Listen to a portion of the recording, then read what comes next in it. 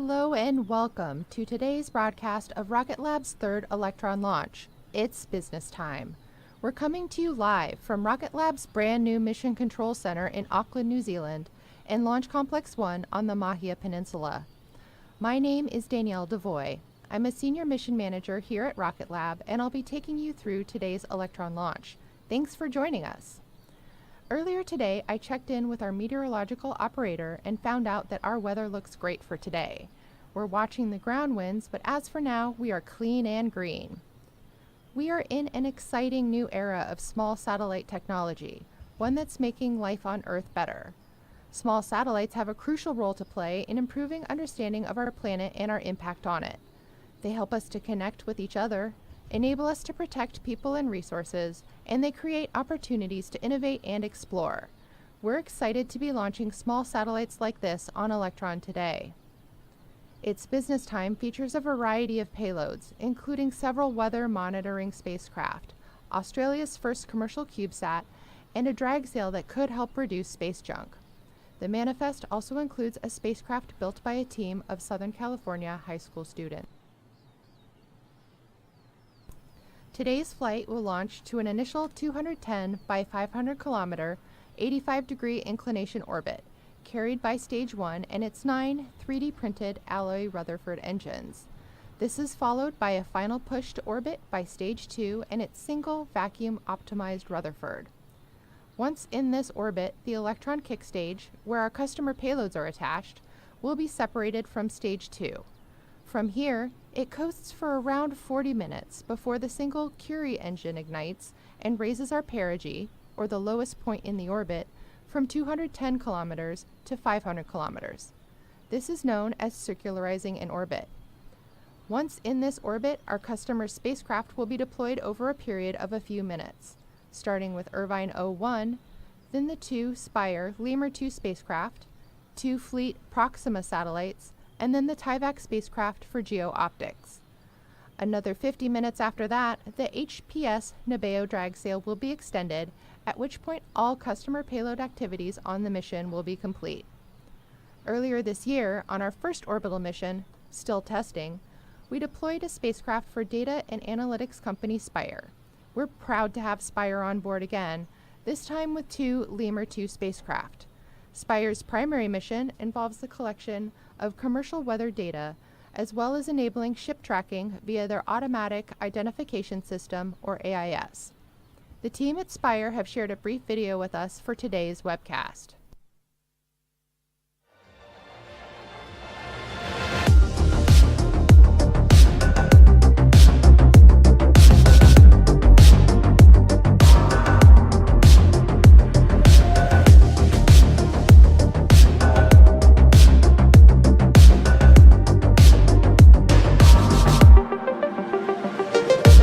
Since Spire's first lemurs, we've gone through 16 batches and 16 iterations on the design. Now that includes kind of 3 generational changes of the payload, which has increased our performance 10x. Because we own the facility and have been able to tailor the facility for our needs, it allows us to iterate much faster than if we were dependent on external vendors for these services. We can crank out a design, bring it to the test facility, see what works and doesn't, and go back to the lab, tweak the design, and immediately get back into the test facilities. This is Spire's purpose-built cleanroom. We build and test all our own satellites in here. A normal batch size is 8 satellites, but we can build 10 at a time. This is Spire's own RF chamber. We use this to test and characterise the comms link and the payload sensitivities. Having this capability on site, along with thermal vacuum and vibration testing, cuts weeks out of the manufacturing cycle.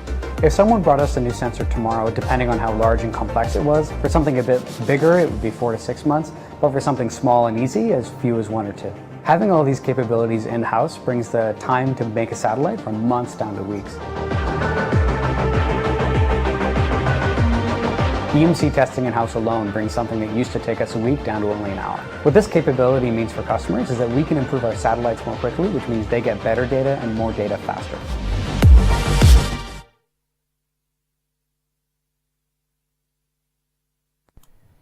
Here in Auckland Mission Control, our launch team has just conducted the final go, no-go poll for launch. We are go for launch of its business time. We have approximately 14 minutes until T0.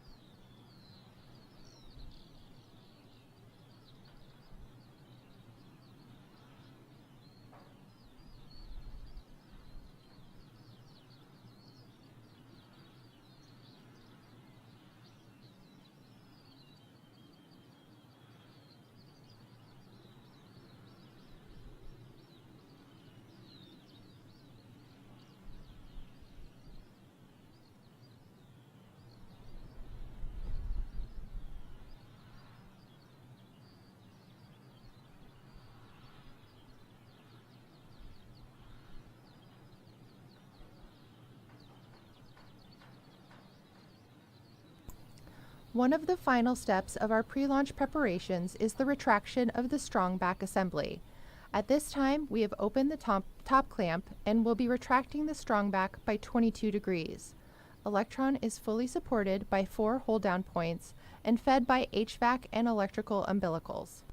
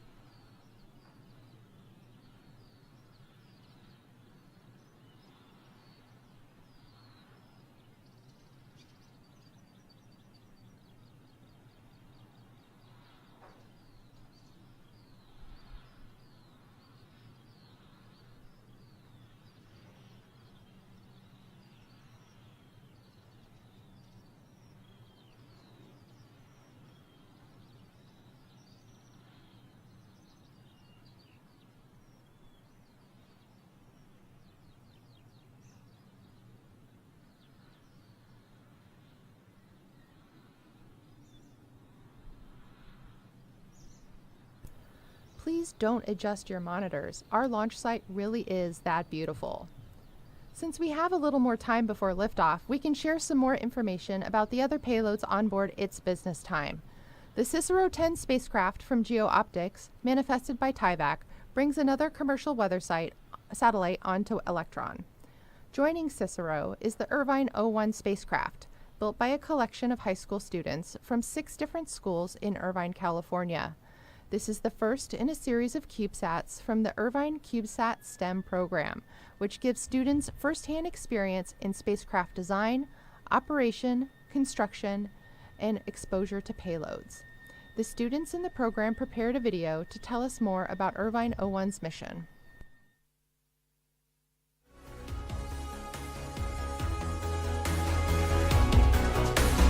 When I first found out that we were going to send something in space, I couldn't believe it. And here we are about to do something big that I've never seen before in any high school. CubeSat is a type of miniature satellite that's used typically for space research. What happens is it goes in with a larger project And detached at a certain point, and it'll go on its own orbit. Be able to go ahead and work towards a common goal of having a successful flight, I think is just really unique for our district, and our students are ready. You know, they're ready to go ahead and take on something like this. This will put Irvine on the map globally. We will be a very important program moving forward for all eyes to watch.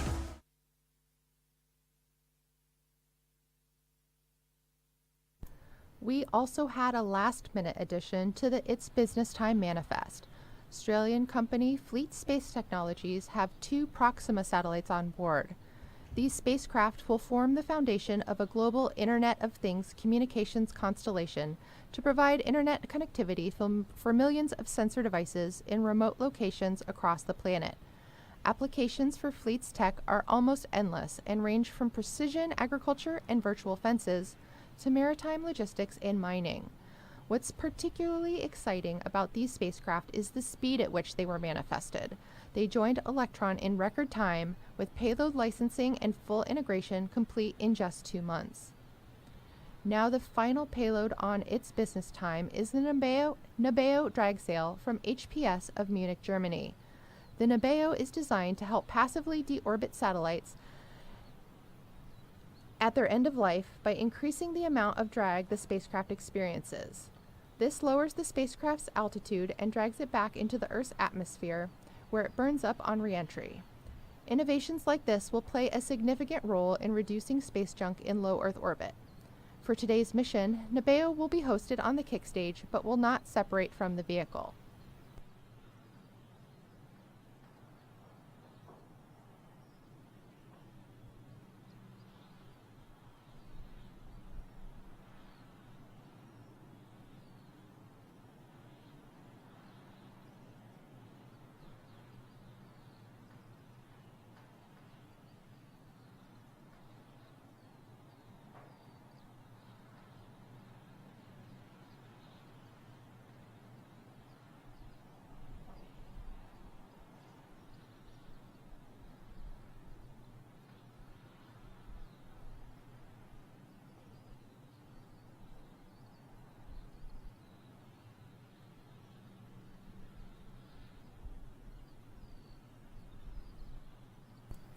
The count continues to proceed and currently remains go for launch.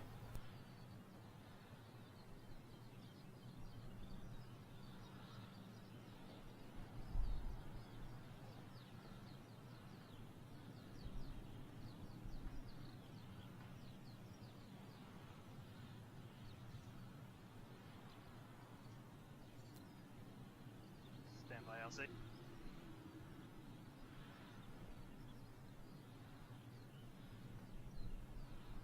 LC FTS mission code.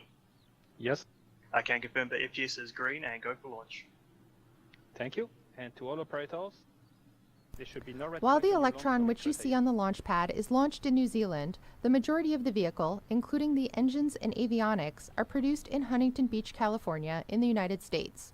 The 3D printed Rutherford engines start their life in sunny California, where they are assembled and then shipped to New Zealand for testing and integration into the vehicle. Final assembly and testing of vehicle components occurs here in Auckland. FSO When flight completed, mission course. the Electron makes its way by road to the Mahia Peninsula and Launch Complex Roger, 1. your status. Our launch site at LC-1 was designed by flight Rocket safety Lab meeting. and is the only privately operated FAA-licensed commercial launch range. Next year, Rocket Lab will begin launching from its second Launch Complex 2, currently being constructed at the Mid-Atlantic Regional Spaceport at NASA Wallops on the east coast of the United States. Let's turn over to our control center audio and follow the LC on remainder mission of the code. count. Go. Vehicle is ready. Copy. Vehicle is ready. VMS, this is flight on mission cord. Go flight. Roger, we are go for auto sequence start at T-minus 2 minutes. Copy. Locking auto sequence.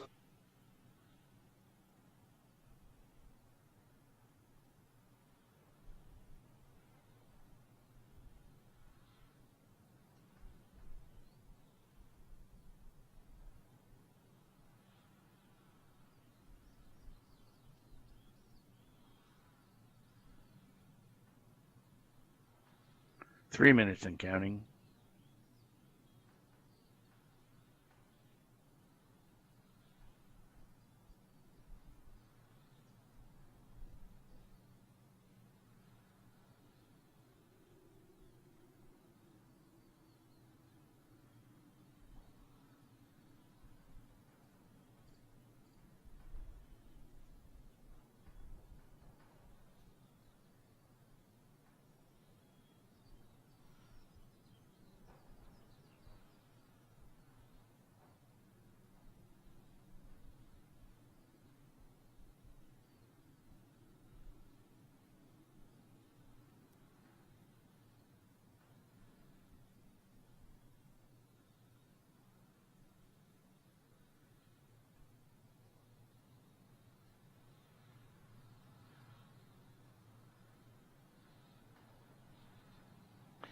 Avionics LC on mission code, please confirm all ALV bats have been switched to internal power. Vehicle is on internal power. And RCO confirm ground power has been disabled on all 3 stages. I can confirm ground power is dropped on all stages. To all operators, vehicle is on internal power. Pressing locks.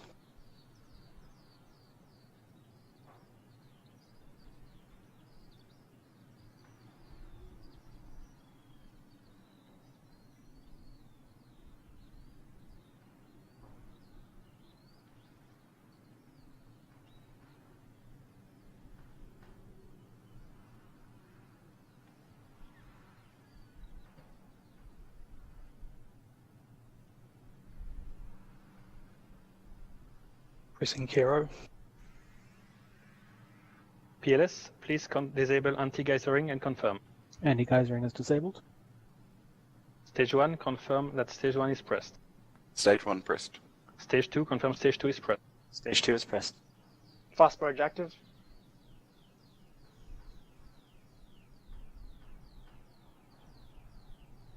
Deluge turning on.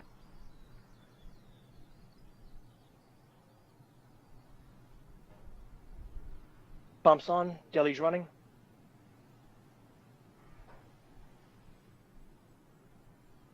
Setting GNC states.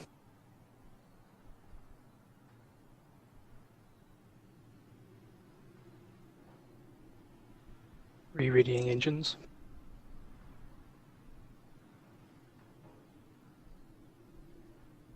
Flight mode.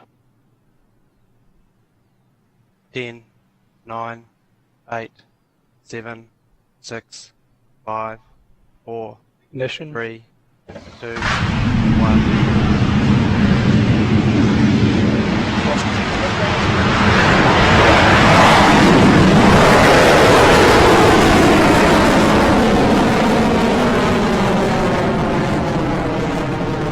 Vehicle. And stable.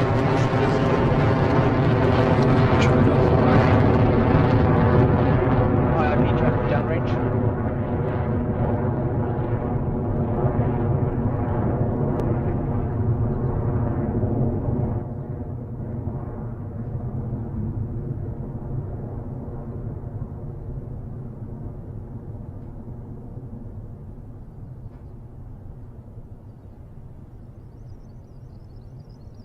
Dynamic pressure 50% of maximum.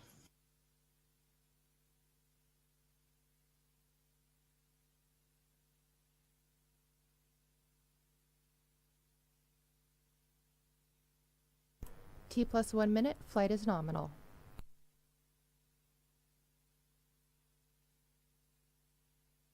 Coming up on maximum dynamic pressure.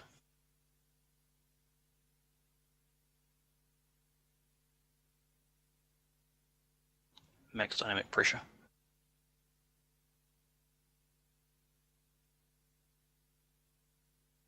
Stage 1 propulsion still nominal.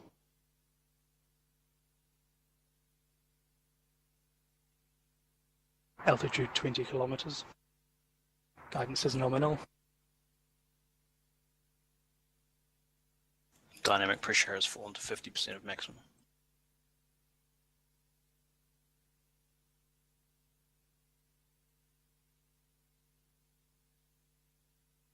Power pack CO2-1.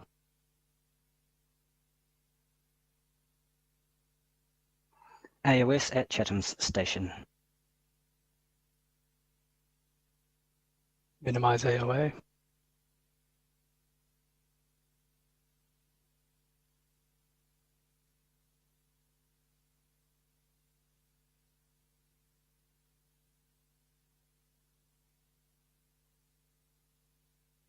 Entering mode burnout detect.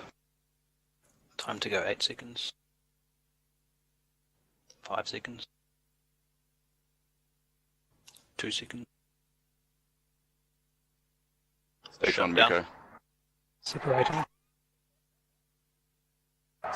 Stage 2 engine started. Propulsion nominal. Vehicle is stable.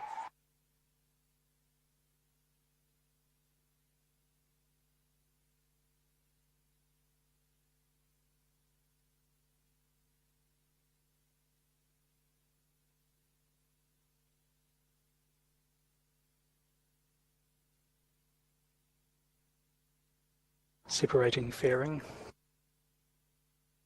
Fairing separation.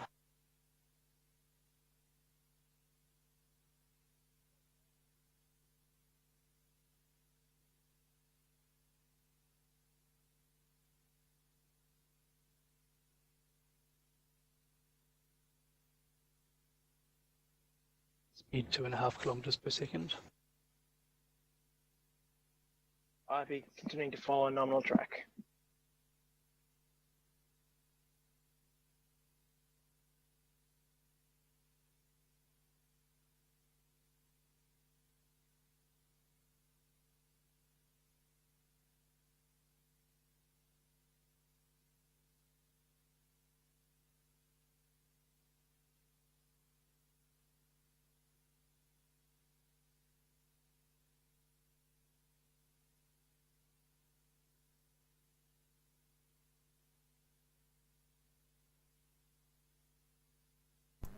Flight remains nominal.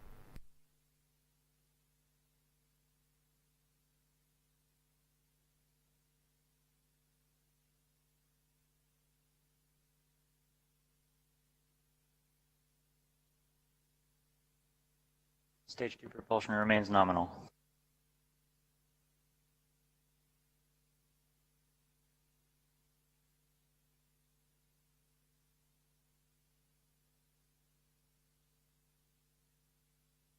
Coming up on 3 kilometers per second.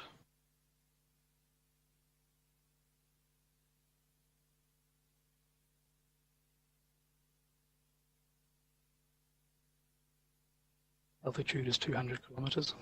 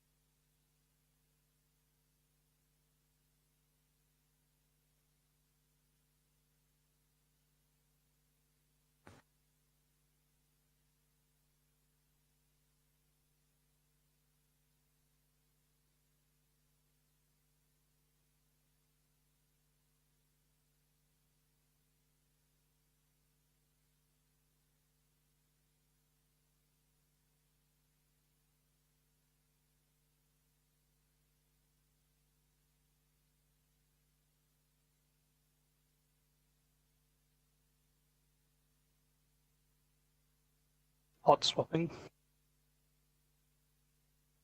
Eject. Stage 2 propulsion still nominal. The Electron is unique in that its Rutherford engines are driven by high-performance, brushless DC electric motors and lithium polymer batteries. What you saw a few moments ago was the ejection of 2 of our 3 battery packs from the second stage. This is done to increase performance by reducing the amount of spent mass that's carried to orbit.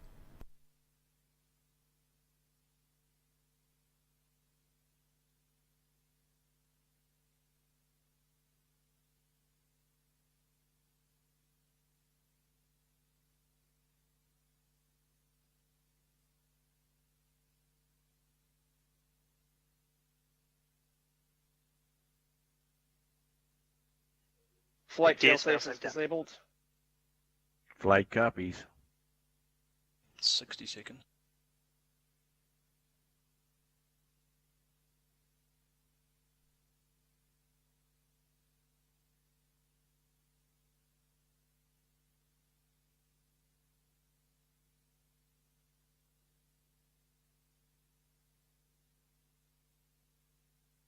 Switching stage 2 to mode burnout detect.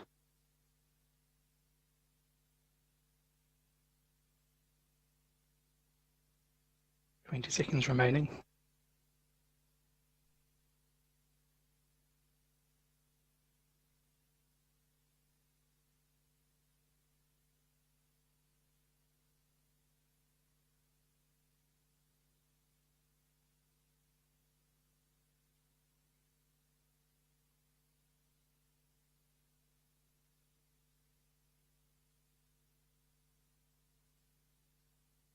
Engine shut down.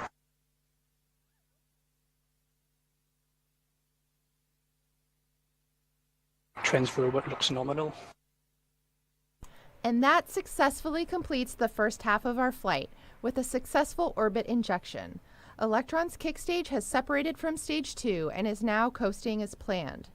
The Electron kick stage makes up the final stage of the launch vehicle and provides Electron the capability to precisely inject customer payloads into their final designated orbit, as this graphic explains.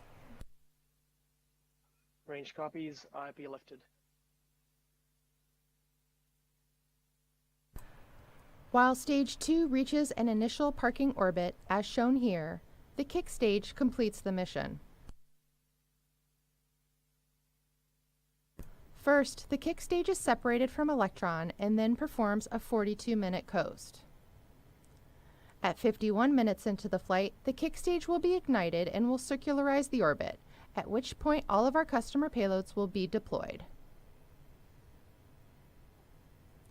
As good stewards of the space environment, our kick stage design is such that the Curie engine can perform a deorbit maneuver to enable it to re-enter the Earth's atmosphere faster and burn up, therefore reducing space debris.